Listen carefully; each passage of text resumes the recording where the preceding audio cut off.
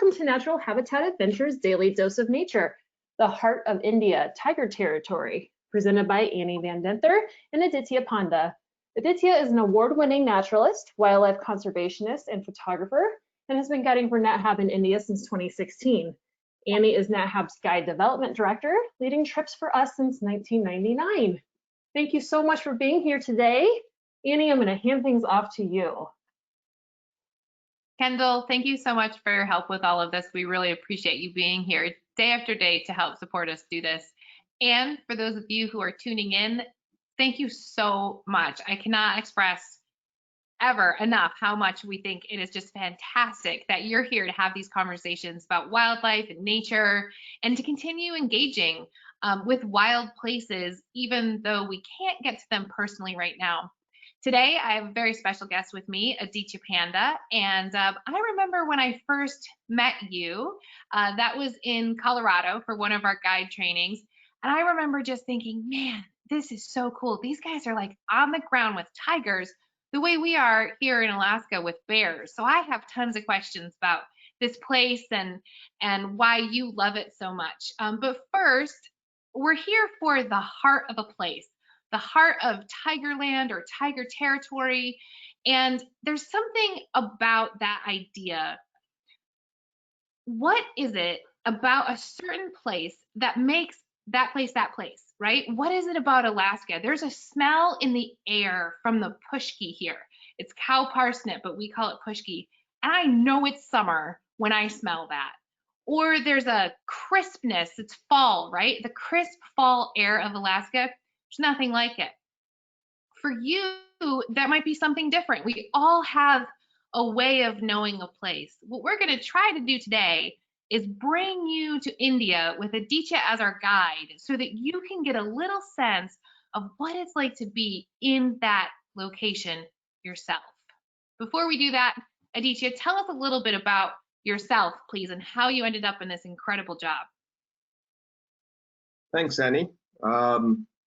It was awesome working on this webinar. Actually, it almost felt like preparing for a trip, and I think this is the next best thing to actually being on a trip right now. And I'll try my best to get our viewers to feel that, and just try and get a feel of how a trip to India's Tigerland feels like.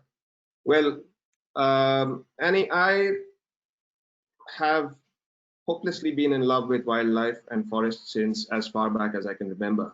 So there isn't a time in my life when I wasn't wanting to be in the forest looking for tigers and other wildlife. And I think it has to do with the bedtime stories that my grandfather used to tell me. You know, back in his day, hunting was legal and in India. And he used to spend a lot of time in the forests, and his jungle stories were my bedtime stories. And I would always, listen to them with a tinge of jealousy, thinking, now most of those places are gone, or even if they're there, there isn't much wildlife left anymore. And I wish I was alive in his time to be able to live that life. Little did I know that I'd eventually end up living exactly that life.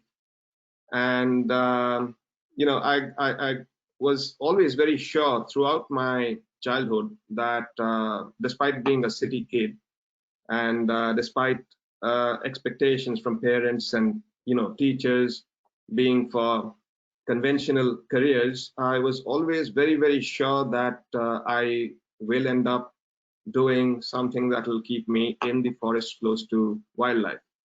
So while I was still in school, I started volunteering with a conservation organization, which later gave me plenty of opportunity to be out in the field, understanding natural history, understanding conservation issues. And I worked in conservation for a while before deciding that I wasn't getting to spend enough time out in the field. So I ended up moving to this wonderful place called Kanha Tiger Reserve, which we'll talk about more later on this webinar, where I started working as a camp naturalist at a safari lodge. And after working there for a while, I found my way to NatHab, and I'm having the time of my life.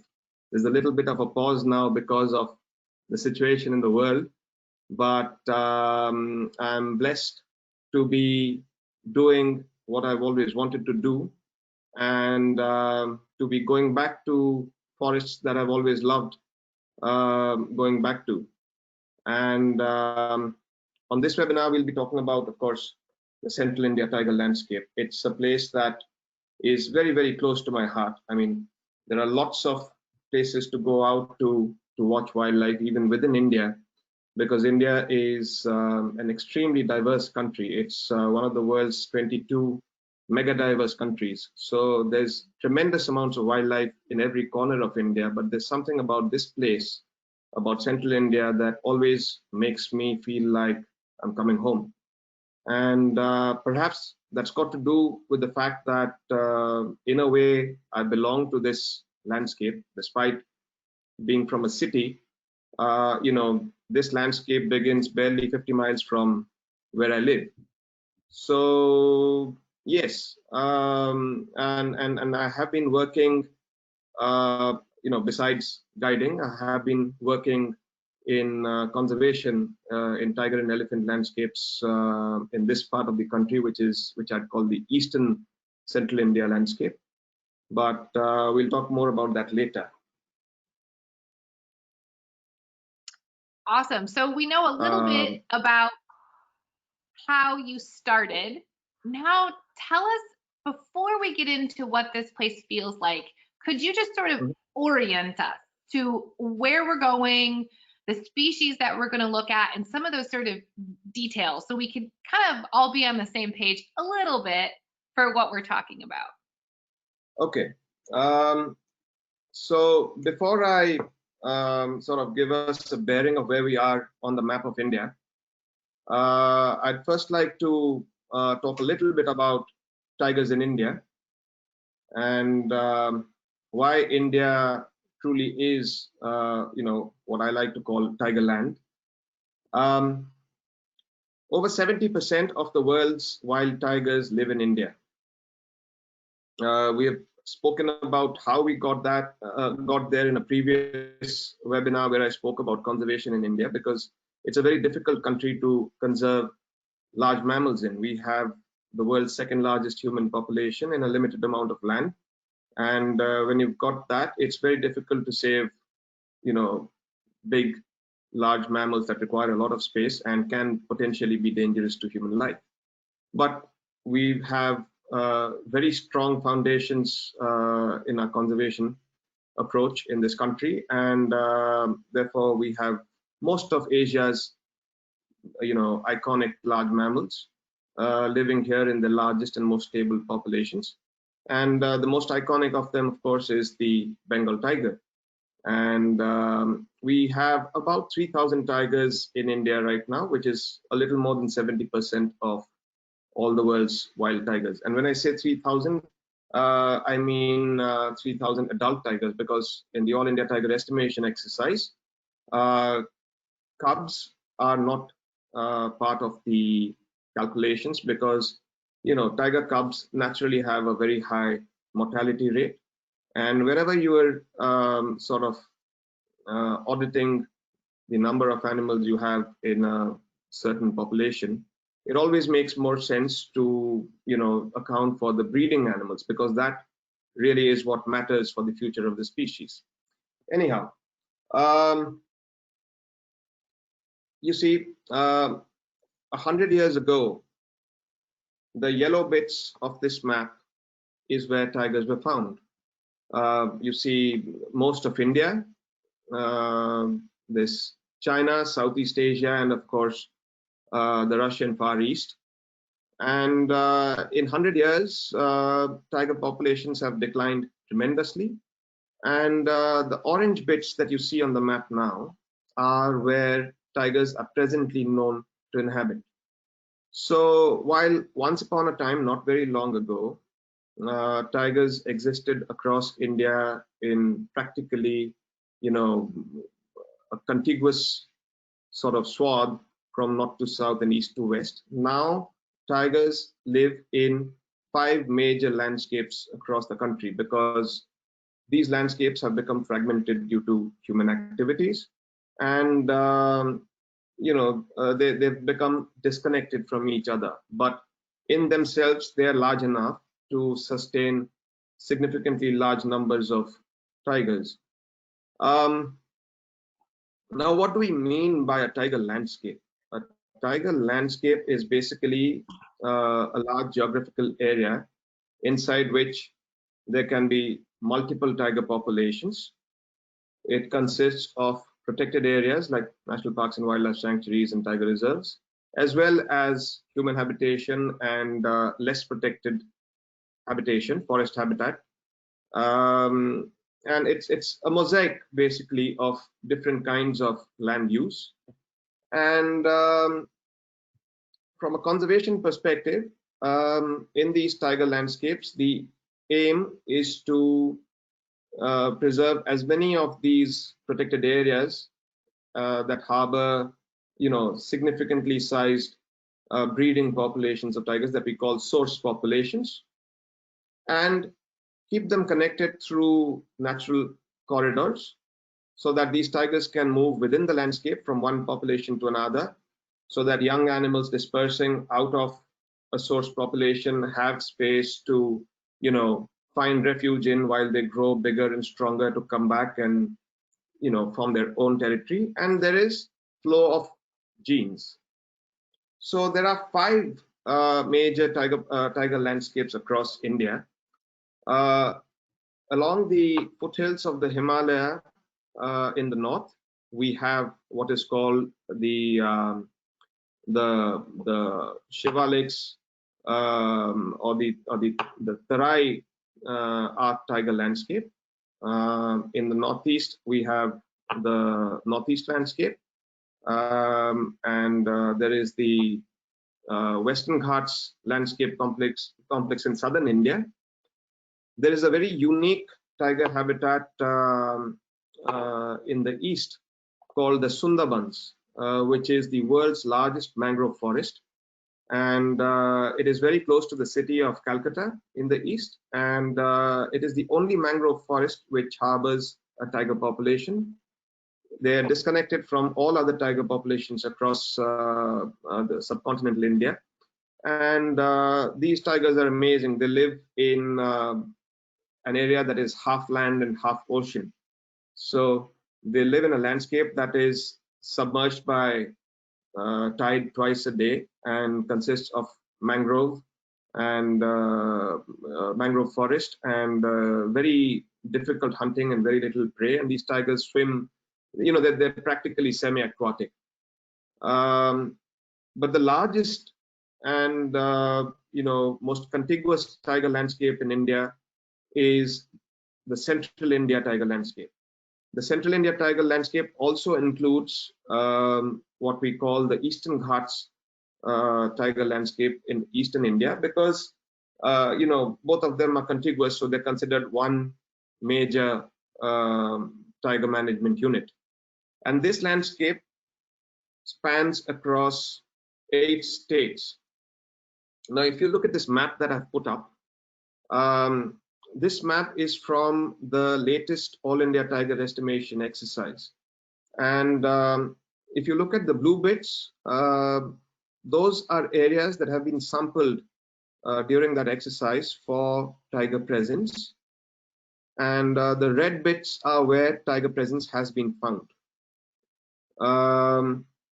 So you see, despite India being such a populous country, there is still tremendous amount of tiger habitat that still survives. And the amazing thing about the Central India tiger landscape is that you see it's still more or less connected from east to west and north to south. There are certain ironic things about it. For one, it is considered the most well-connected tiger landscape, yet it is the landscape that has seen the most amount of habitat fragmentation over the years.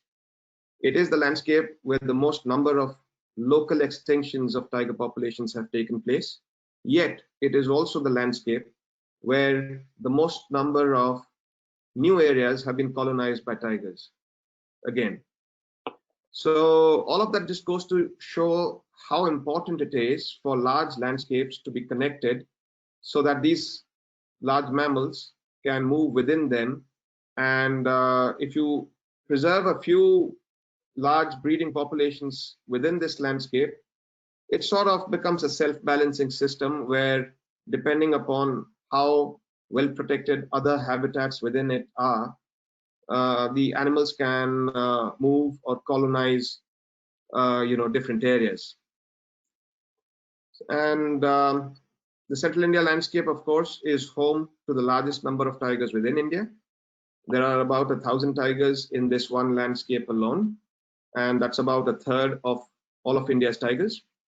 India has about 50 tiger reserves. These are areas that are managed, that have been identified as key tiger habitats for intensive protection and management to maintain breeding source populations that can spill over and colonize and keep the rest of the landscape alive with tigers. And these are called tiger reserves. India has about 50 tiger reserves at the moment, and 23 of these, which is almost half, are in the Central India tiger landscape alone. Now I'll give you a little a sort of idea of where exactly all of this is.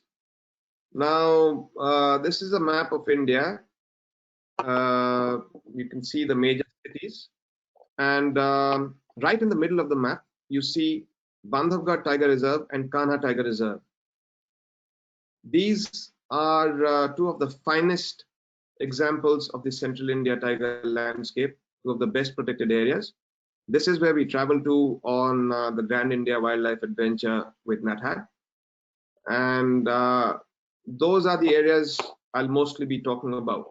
If you go east from Kanha on the map, there is a pin with a city named Bhubaneswar. It's must be quite a tongue twister for all of you, but that's where I live.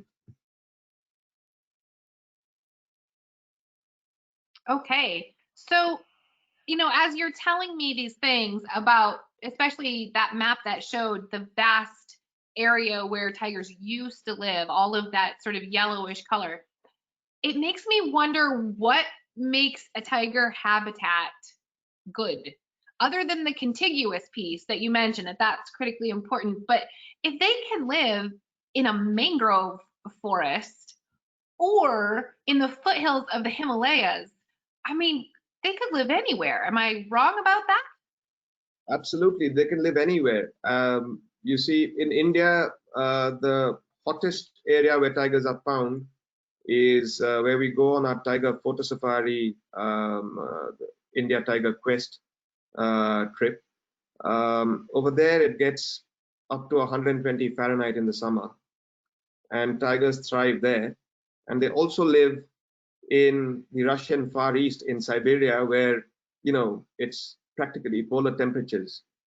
And from mangrove forest till snow leopard altitudes in the Himalaya, tigers have been found all over. They're very adaptable cats that can live anywhere as long as they have sufficient cover, sufficient water, and sufficient prey.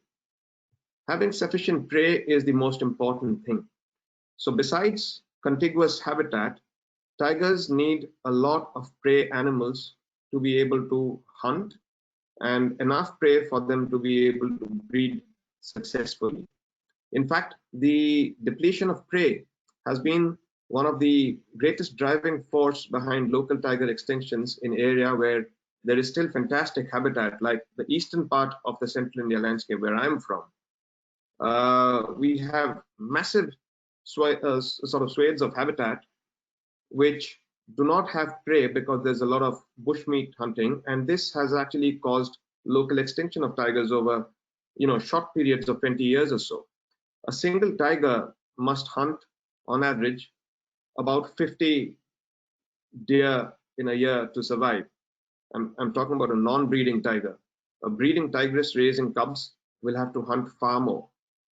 And to sustain enough prey for one tiger, you need a population about 500 deer to be able to afford that sort of offset and still maintain their population. So you need a lot of deer to save tigers. You know, That's I the find most- that fact so interesting because polar bears need about a seal a week for the year. Mhm. Obviously, it doesn't happen every Tuesday at, 10 o'clock kind of thing, but that's roughly what they need to meet their dietary needs. And I find it really interesting that this other large predator also Mhm. needs, I imagine a seal is probably a pretty similar weight to a deer. What does the average tiger weigh? Well, the average tigress weighs about, say, 300 to 400 pounds.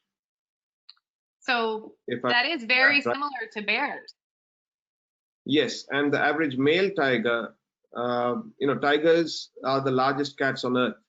They're actually bigger than lions, even though lions with their manes might look bigger.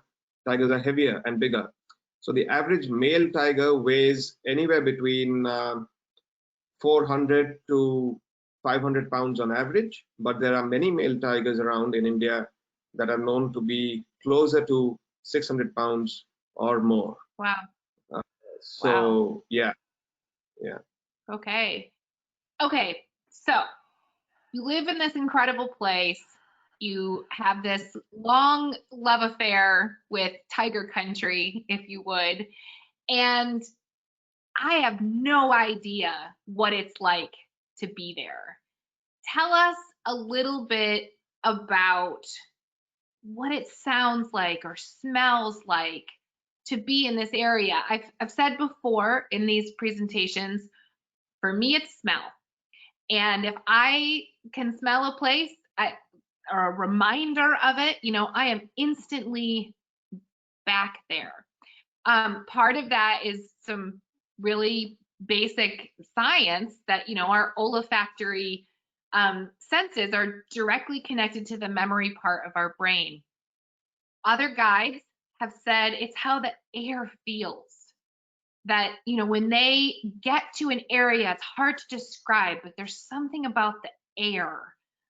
Others say it's, the food they can eat in the area. So what is it for you, Aditya, that lets you know you're in this place?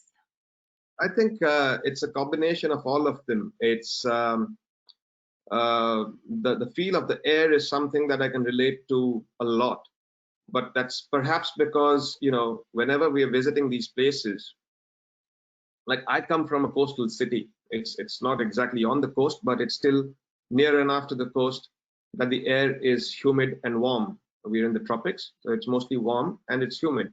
So the air smells and feels heavier than it would if I went over to my favorite place in the entire universe, Kanha Tiger Reserve in central India.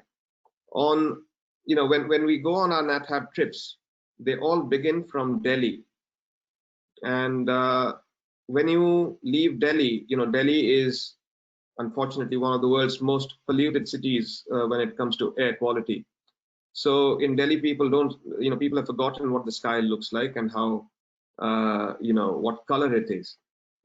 So when you take off from Delhi airport, as you get into the aircraft, you have that lingering sort of sulfur or I don't know, whatever, the pollutants from so many vehicles and the smog in your nostrils. And then 20 minutes into your flight, you start to see blue skies, and then you fly over central India, you can actually see everything very clearly. And then when you land and the aircraft door opens again, you get this nice, clean, crisp breath, that really just cleanses your system. And then along with that comes the smells. Now, in central India, the part of central India we travel to, the land use practices haven't changed all that much. There isn't a lot of industry there.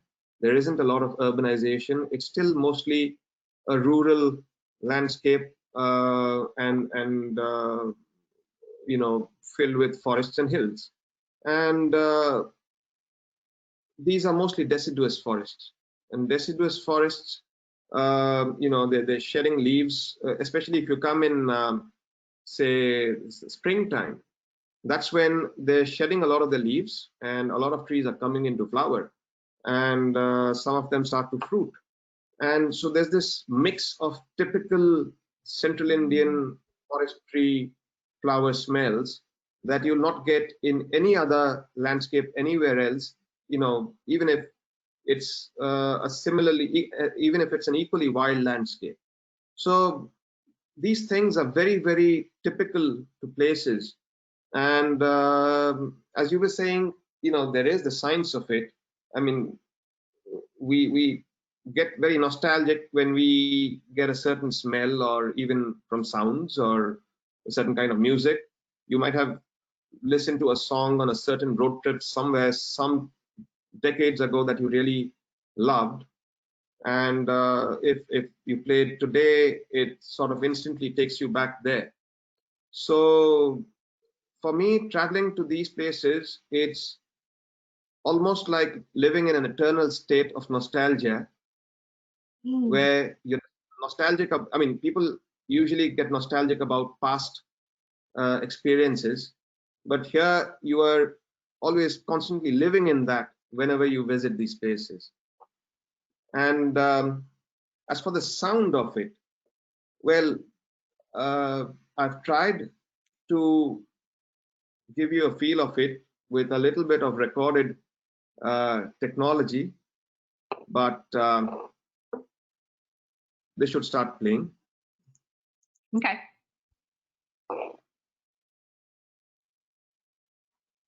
Might take a while to load, but this is a typical morning's scene next to a meadow in Kanha Tiger Reserve. You see, Kanha, and for that matter, Bandhavgarh Tiger Reserve, where we visit on these trips, are what we call moist deciduous forests. They are dominated by sal trees, and they're a mix of forest and massive meadows, massive grass meadows, which help sustain a lot of deer, and deer in numbers large enough to sustain good populations of tigers. Kanha alone has about 100 tigers, and Bandhavgarh also has about 70 to 80 tigers, because it's a little smaller than Kanha. But I wonder why the audio isn't playing. I could try sort of going back into the file and playing it manually. Should I? It does happen sometimes, that it's a little bit difficult with video or audio or that kind of thing. Tell us, maybe just from your own experience, what does it sound like? Is there anything you can think of that it sounds similar to? Typically on a morning like this, there's always, of course, bird song, and bird song varies so much from place to place depending upon what the local birds are, and depending on the season. In the winter, you hear the swamp deer, the Barasinga stags rutting, so that's very typical of winter. In the summer, you hear the spotted deer stags rutting, and they have a very typical rutting call that, even if you hear just the sound of it, you instantly sort of start associating that with summer. And when we are on safari in these areas, while we are enjoying the landscape and the birds, we constantly have our ears tuned to the forest for alarm calls by deer and monkeys and even birds, because in the back of our mind, we are always constantly in tiger tracking mode. You are constantly looking out for signs of big cats, And a lot of these time, a lot of the time in scenes like this, early in the morning, while it's still cold and the jungle really hasn't woken up yet, because in the winters it gets really, really cold in Kanha. You will hear intermittent alarm calls, a spotted deer giving alarm calls, but not with the sense of urgency that it would if there was a big cat on the move. So that's when you realize that perhaps this deer is smelling a tiger, or has come across a tiger that's just lying down waiting for it to get warm enough for him to feel charged up enough to begin his day. So that's what a typical Kanha morning sounds like. Sounds absolutely magical to me. I remember when you and I were putting this together, you said you could blindfold me and travel through the air to this place, and I would know immediately that that's where I am. And I find that so beautiful. It makes me want to go to all the places I know blindfolded and see if I know. It sounds like the world's best game ever. Show us some more photos of this place so that we can get a sense of what it looks like. Sure. Oh, audio's just begun.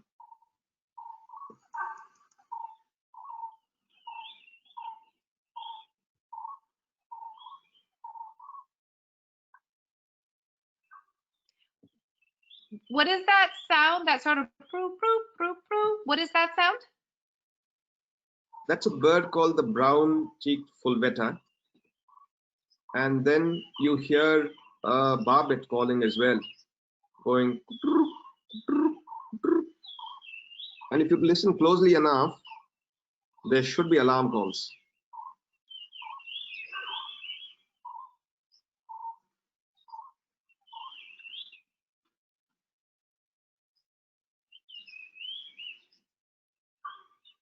There's a very faint and intermittent pop that you hear every now and then, which is a sambar deer giving alarm calls. Okay.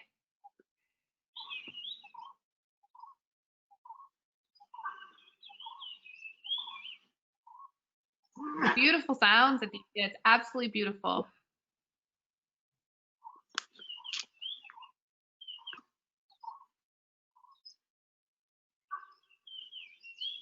It's a lot of times while we are on safari, we might be driving, you hear the engine and the tires rolling on the gravel, and you're talking to your guests, and then suddenly you hear an alarm call far away, and the driver hears it, the spotter hears it, the guide hears it, over all these sounds, because our ears are so attuned to it.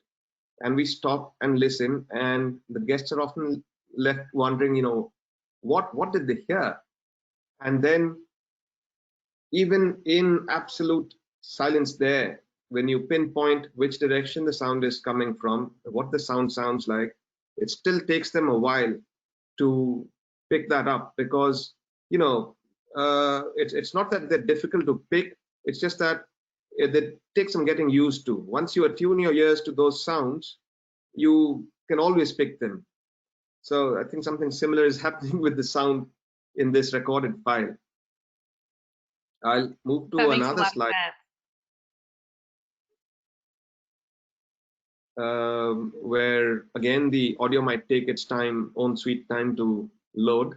But this is a typical scene where we have heard alarm calls, and we have turned the Jeep engines off, and we just stand and wait and listen. And on a December morning or a January morning, I'm always very grateful to the driver when he decides to park in a spot like this, where you get some nice sunshine on you, because it's freezing otherwise. And with it gets really, and when you park yourself in this sort of very nice warm sunshine, in a beautiful sal forest. You see these tall trees that you see are called sal trees. And this particular scene was from earlier, it was from late last year actually. And here we have just heard alarm calls. We have turned our engines off and we are stopped and we are listening. And it takes a lot of patience to, wait and try and interpret those alarm calls, because, in the Indian jungle, unlike in the African bush, visibility is very, very limited. In the jungle, you do not have the uninterrupted view across a savanna or, through sparse vegetation. Here, there might be a tiger 100 feet from you, and you'll have absolutely no idea that it's lying there. So it becomes very important to rely entirely on our friends, the monkeys, the deer, the peafowl, and the other birds, the jungle fowl as well, to tell us what's happening in the jungle. And you have to listen for a while. You have to figure out whether there is a big cat there in the first place or not, or is it a false alarm? Is it a deer that just saw a snake go by, or is the deer has she just had a fawn and a jackal is walking by, so she's giving alarm calls? So you have to figure that out, whether or not it is actually for a tiger.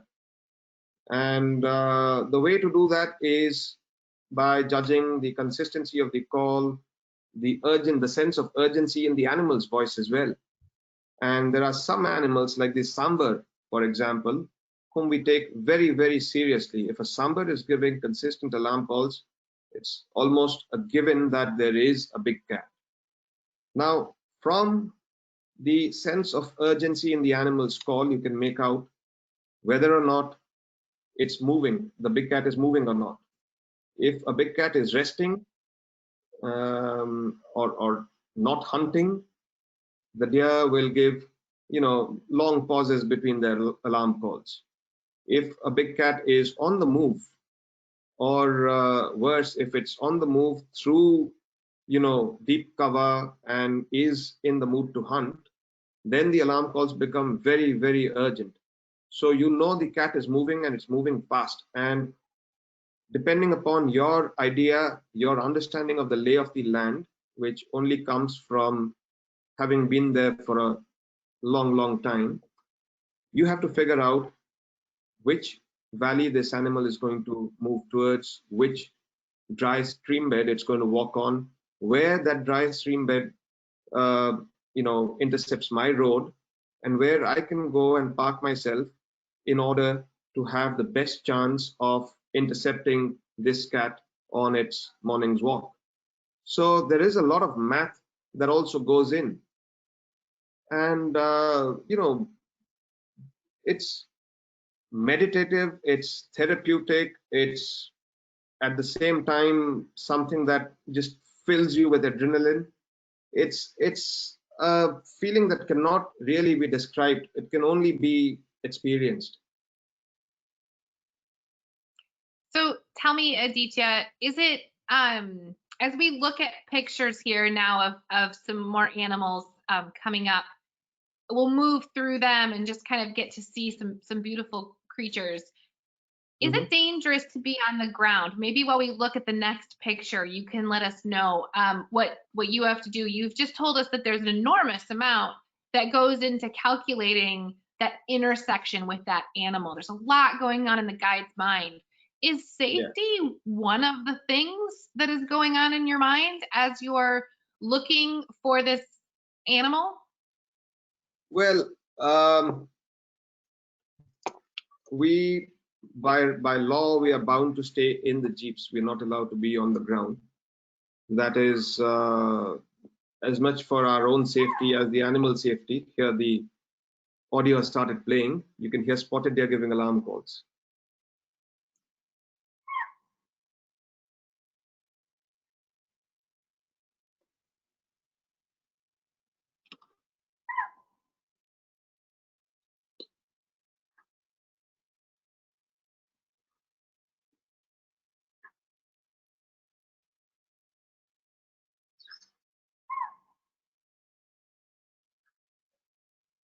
So There's a monkey giving alarm calls as well in the background, but it'll be too faint for people not used to it to pick it up. and so this is a consistent call, right? This is not far apart. This is consistent, but it's not that urgent yet. It's not a deer screaming, "Oh my God, I'm gonna die now." This is a deer just saying, "Tiger, tiger." So Okay. it's somewhere in between. All right. Okay, so Yeah. let's see this next photo of a tiger here. I think everyone's probably really wanting to see some tiger shots. And maybe while we're looking at these, you could tell us about the safety aspect. While you're in that Jeep, what else are you thinking about? I'm making sure that my guests remain seated all the time. I only let them get up when the Jeep is parked, and when we are not on the move. And of course, when we are in extremely close proximity to tigers, which we sometimes are, when it's literally feet, that's when you want everybody to be sitting tight and sitting still in the Jeep. But having said that, tigers don't actively go out looking for, hunting people or harming people like most animals don't. They are cats. They want to be left alone. They want to be allowed to go about their way. And they don't see humans as natural prey. It's only under very exceptional circumstances that tigers start to habitually kill people. And these usually have to do with either an unnaturally high interface with humans on foot, and in situations where prey is very less, on the fringes of tiger habitat and human habitation, or in the case of an injured or old animal that cannot hunt its natural prey anymore. But it's extremely rare that a tiger starts to habitually kill people. And so safety in that sense is not really a big concern. It's people sometimes wonder if we are sitting out there prone in an open Jeep, what if a tiger jumps in and attacks us? That doesn't happen. And I've noticed something, and a lot of other naturalists would also agree, that animals, wild animals, do not seem to be able to differentiate between, they do seem to be able to differentiate between people on foot and Jeeps. They probably don't associate Jeeps with human beings because, they look very different. We've had so many situations where we'd be parked next to, say, a herd of deer grazing, or even a tiger lying down with 10 Jeeps parked all around them. And the animals couldn't care less about the Jeeps. But there's one forest guard walking down the road from the opposite direction, half a kilometer away, and the animals bolt. They are scared of people on foot. Human movement on foot in wildlife habitat causes a lot of disturbance. But Jeeps do not seem to do that. That is another reason why we are not allowed to get off the Jeeps and we are forced to stay in. Because the animals probably think that the Jeep is some sort of large bovid creature that never leaves the road, that never chases anybody, and just goes about its business. So to the tigers, the Jeeps are probably just another herd of animals. That's it. Okay, so show us some more photos here. I'm just so curious about seeing tigers in this landscape that you love so much. Yeah, but before that, I'll tell you a little about this picture. I mean, okay, all of us have seen tigers. Some of us have seen them in zoos. Some of them, all of us have seen them in documentaries and in pictures. But I just wanted to, try and explain to you what it is to actually watch a wild tiger. It's, there are so many beautiful creatures in the world, and they're all amazing to look at in their wild state. But the tiger is one creature that carries, so much enigma, so much, I don't know how to explain it. It's you don't just see a tiger in the wild, you experience a tiger. It's especially when you're tracking, and you have, the typical build-up of, alarm call that leads to a lot of math, and then you drive around, and then you probably come across tracks, and then you work your way through to this animal that you so far have only been told exists, and that you haven't seen yet, but you're still tracking. And then when you see it for real, when it appears out of nowhere, and you see it for real, and it's such an incredibly magnificent looking animal, it, just looking at that face, when you look at a wild tiger and it looks back at you, it's got you in a trance. There's something about that face, something about those eyes, something about those markings that absolutely hold your imagination and your consciousness, and you are in a trance, and then that animal vanishes just like it appeared. It's almost like a phantom. It's almost like a thing that wasn't real. And the anticipation when you are out on safari looking for tigers, I think, is perhaps more exciting than the actual sighting of the animal. So on this slide, I had attached a few, audio recordings that sort of captured that to some extent. But while we wait for them to hopefully play, I'd like to tell you a little about my best tiger experience, my tiger experience of a lifetime that I do not think will ever be matched. And you'll be surprised to know that on that experience, I never saw the tiger. I was in a tiger reserve in my home state called Simlipal, which is very similar to Kanha in the landscape and the wildlife that's found there, and the kind of forest it is. They're actually at the same latitude and similar altitude. So everything is very, very similar. And this was a cold, bitterly cold January night. And I was there volunteering as, part of a tiger estimation exercise.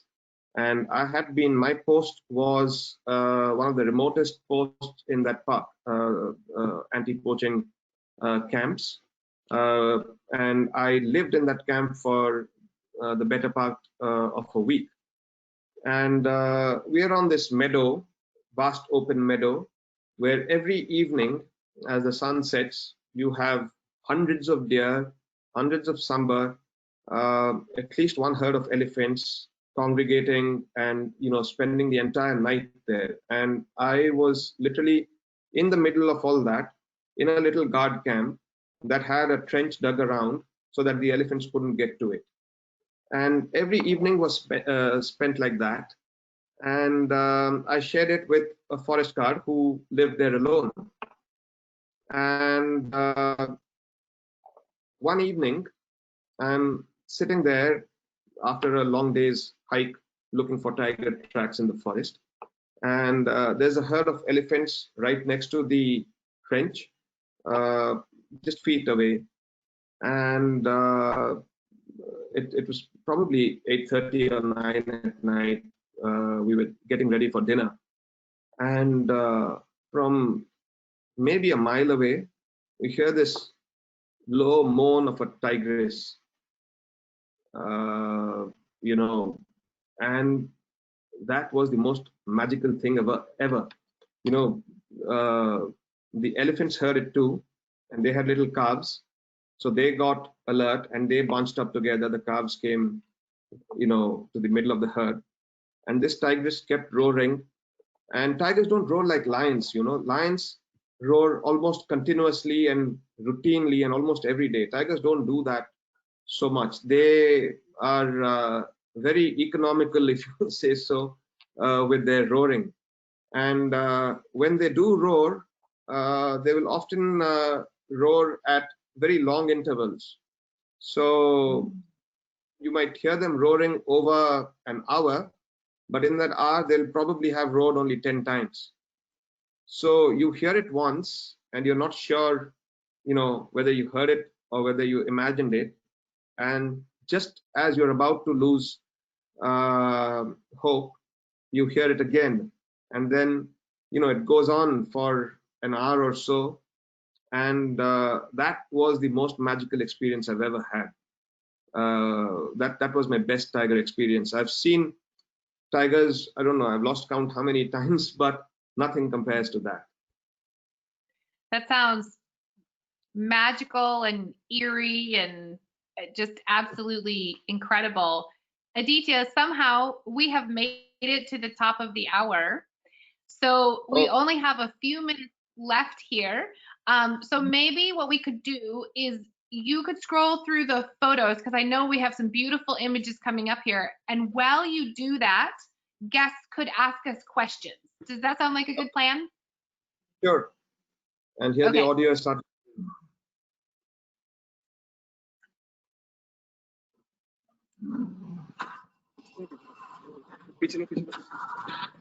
The excitement of the jeeps.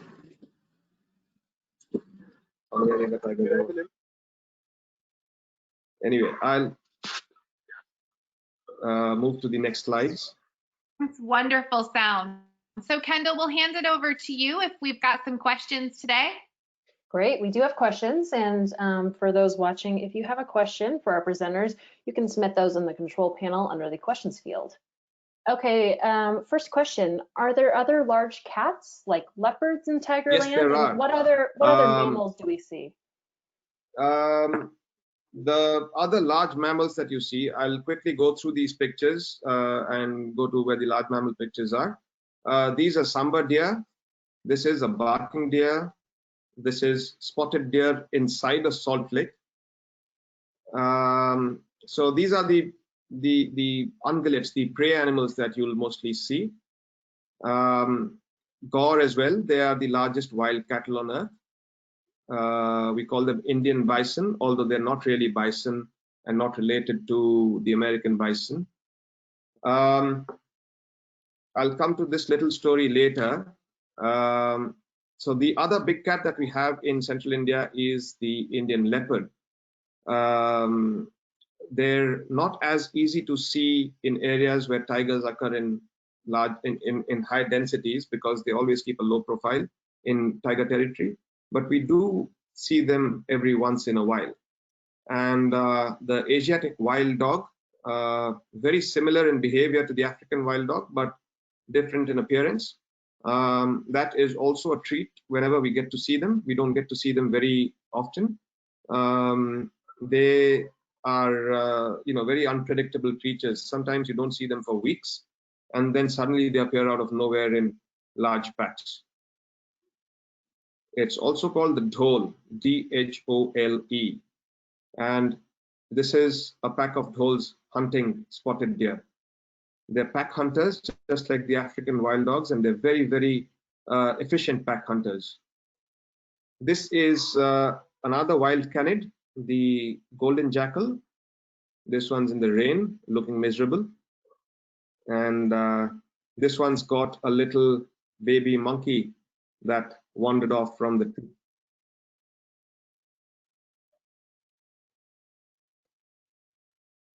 Yeah, so this deer here is called the Barasingha, the Central Indian swamp deer, the only population of which exists in Kanha Tiger Reserve. It has gone extinct from the rest of its range in central India. There are about 800 of them left in Kanha Tiger Reserve now. Kendall, you can go on asking the questions while I scroll through the pictures. Okay, great. Is it common to see tigers in open areas, or do they tend to stay under cover?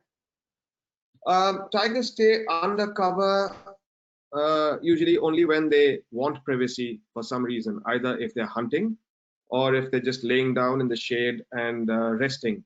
Otherwise, they are creatures who take the path of least resistance. So when they're moving, they prefer to walk on roads or through open meadows and in areas where, the brush doesn't affect them. Okay. And probably one of the most commonly asked questions, what's the best time of year to see tigers and in particular cubs? Okay.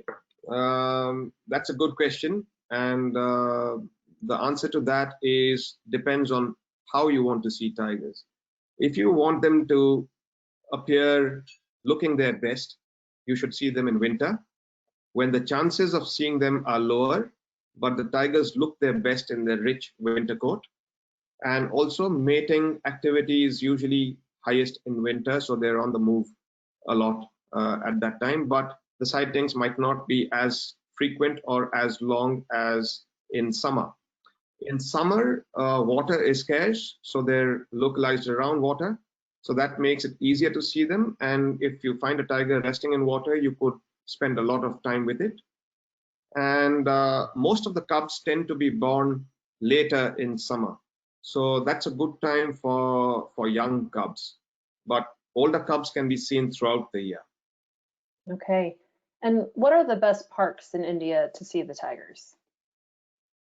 Well, I'd say if you want to see tigers along with a lot of other wildlife and a lot of variety, then you should visit central India on a trip like the Grand India Wildlife Adventure. That trip runs from November through April and gives you a great chance of seeing a huge cross-section of India's wildlife along with fantastic tiger sightings. And if you're interested in focused tiger photography, if you want to see a lot of tiger behavior and spend, a lot of time with very easy to see tigers, then you should visit in a reserve called Ranthambore, where we travel on the India Tiger Quest journey, which is a photo trip that runs from April through June. Great. And are tigers being tagged and tracked for their movement and health? I'll actually show you a picture of that. In the tiger reserves that are intensely managed, where the major source populations exist, they're monitored very, very intensely. Here you see a forest department team out to tranquilize a female who they wanted to put a radio collar on. So they're monitored both with and without devices. The aim is to try and stay as hands-off as possible in order to not intrude too much. So tigers are collared only for scientific purposes, but they're monitored using trained domestic elephants and with the help of trained drivers and spotters. And sort of related to that, are tigers ever darted and moved from one reserve to another for genetic diversity? Is that ever a concern? It's not done for genetic diversity. For that, we prefer that landscapes are kept intact and functional. But there have been cases where in certain reserves, tigers have gone locally extinct because of poaching or poor management or whatever. And once these problems have been rectified, new tiger populations have been established there by getting in tigers from elsewhere and reintroducing them into these landscapes. And earlier you showed a figure of tiger connectivity that the proposed roads will fragment. What's being done to prevent or reduce the number of proposed roads or to help the tiger population? The strategy is, number one is avoidance, which is the best, way, which is that you avoid building that road or widening that road in the first place by finding an alternate. If that's not possible, then they're building mitigative measures like underpasses, where a road goes over a tract of forest, a tract of corridor for quite some distance to allow the forest underneath to remain undisturbed and for animals to continue to move freely under them. And how has COVID been in India this year? Has it had any negative impact on the wildlife? Well, the parks in India, the tiger reserves always close for the monsoons, which is from June through October. So most of COVID so far has been during the off season for us, but it did impact tourism pretty badly through the summer, which is a peak season for safari tourism in India.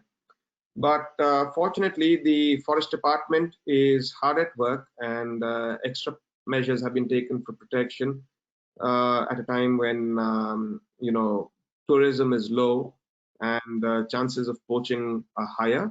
And they're also trying to help the local spotters and the park guides and other people who live around the parks, in the communities around the parks, and who are dependent on tourism. The forest departments are trying to aid them in various ways by providing them financial aid, by providing them alternate jobs, by putting them, by employing them as extra guards for this period, and in other ways. But yes, if things do not improve soon, then things might not look so bright a few months from now. Okay. And final question, there was a couple people who wanted you to scroll back to the very colorful bird you had in your slideshow, and they're wondering if that's a roller. It is a roller. It is called the Indian roller, and it's a very easy to see bird while on safari in central India. And they're very cooperative birds, very photogenic birds and very cooperative birds. They love to pose, but for some reason they seem to understand that photographers always want to photograph them in flight. And as long as you have your camera pointed at them, they sit absolutely still, and only when you give up do they do their rolls and flights. Oh, well, it's very beautiful. So it's a good slide to end on. And oh, go ahead. No, I was saying this is two male rollers here trying to woo a female, trying to impress her with gifts. That's amazing. All right, well, thank you so much. I'm going to call it there for questions and hand it back over to both of you for closing comments, and we'll start with Aditya. Well, thank you. This was amazing. I didn't realize, that I had so many pictures that we ran out of the hour. It was fantastic talking about Central India. It helps me, feel like I'm back there again. And this was almost like guiding a game drive in Kanha or Bandhavgarh. Thank you, Annie, for this opportunity. Thank you, Kendall, for helping us with this. And thank you, everybody, for tuning in and listening to this. Aditya, it has absolutely been our pleasure. It is just so cool to learn about this place that you are clearly absolutely in love with. I have a feeling we figured out today that the heart of this place might reside actually in your heart, because it is just so absolutely obvious that you are passionate and smitten and in love with this actual location. So it is incredible to see your photos, and thank you very much for joining us. Kendall, you help us every week, every day, and we could not be more appreciative. We know that a ton of work goes in behind the scenes to get these loaded up. And of course, we could not do this without all of you who are joining us. So until we get to meet again in nature, we'll hang on this way. Thanks very much, and we'll see you next week. Well, thank you, Annie and Aditya, and my thanks as well to everyone who tuned in today. Be sure to join us tomorrow for our next daily dose of nature. We did record today's presentation, so we'll have the replay available on our website soon. And with that, I'll conclude the webinar. Goodbye, everybody.